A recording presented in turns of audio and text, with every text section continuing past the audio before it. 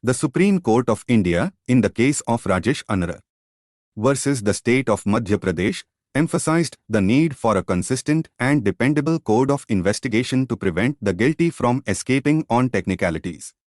The court highlighted illegalities in the investigation and cited the Justice Malimat Committee and Law Commission of India's observations.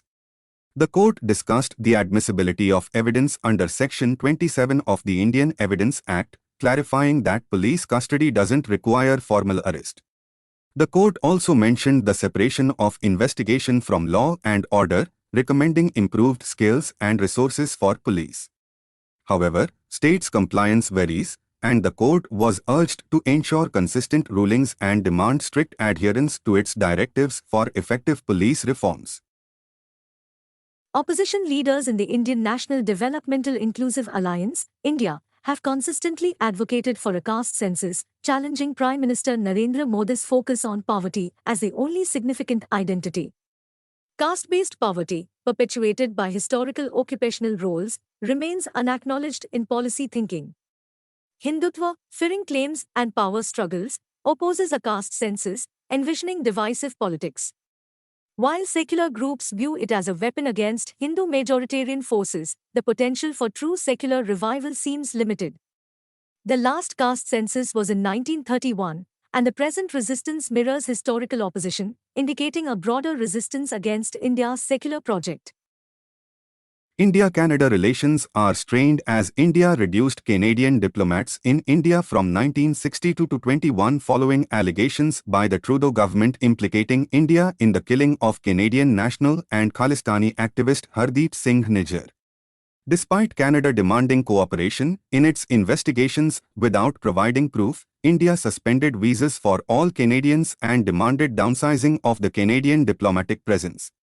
Canada removed 41 diplomats in response.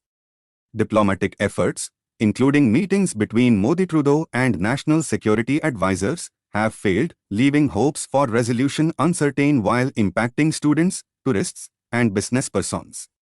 Efforts by Canada's allies have not led to a breakthrough. In the recent Australia referendum, voters rejected the proposed voice, a body representing Aboriginal and Torres Strait Islanders, advising Parliament on laws affecting them, by a 60% margin. The idea stemmed from the 2017 Uluru Statement from the Heart, calling for a treaty and truth-telling commission. Prime Minister Anthony Albanese advocated for the voice to recognise Australia's Indigenous heritage. Supporters believed it would address disparities in health, education, and incarceration. Critics feared racial division and potential compensation claims. Some Indigenous leaders preferred a legally binding agreement. Despite Albanese's commitment, Australia missed an opportunity for a more inclusive future, raising ongoing questions about colonial justice and Indigenous rights. The fireworks industry in Tamil Nadu, once concentrated in Shivkashi, has become dispersed, with small units, legal and illegal, emerging across the state. Lack of supervision and monitoring has led to a series of accidents in recent months. Instances of overstocking chemicals, employing untrained workers, and subleasing work to inexperienced units have contributed to accidents. Licensing and regulatory authorities like PESO are understaffed, hindering proper inspections.